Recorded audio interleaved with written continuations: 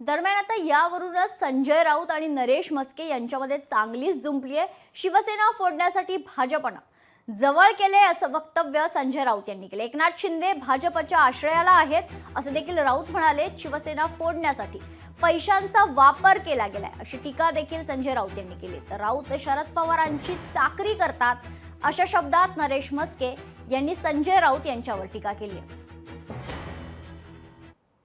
त्यांनी तुम्हाला दिलं म्हणून तुमच्याच किंमत वाढली ना, ते तुम्हाला मोदी शहा काय विचारू, दारात उभं करणार नाही हो। मोदी शहा आणि फडणवीस तुम्हाला दारात उभं करणार नाही। मला माहिती आहे ना त्यांची नियत काय आहे ती। शिवसेना फोडण्याची तुमचं क्षमता होती म्हणून त्यांनी तुम्हाला जवळ केलं।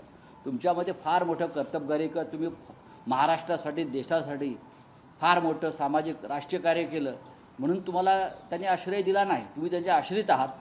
ते तुम्ही शिवसेना पैशाच्या ताकदीवर फोडू शकल्यामुळे। जे स्वतः भाकरी खातात उद्धव ठाकरेंची आणि चाकरी करतात शरद पवारांची, त्यांच्यासाठी उद्धव ठाकरे यांना त्यांनी रस्त्यावर आणलं। संजय राऊतच कृतज्ञांचे शिरोमणी आहेत। फक्त कृतज्ञ नाही, कृतज्ञांचे शिरोमणी ही पदवी त्यांना द्यावीशी वाटते। लोकशाही मराठी ऐका, पहा, जागरूक रहा।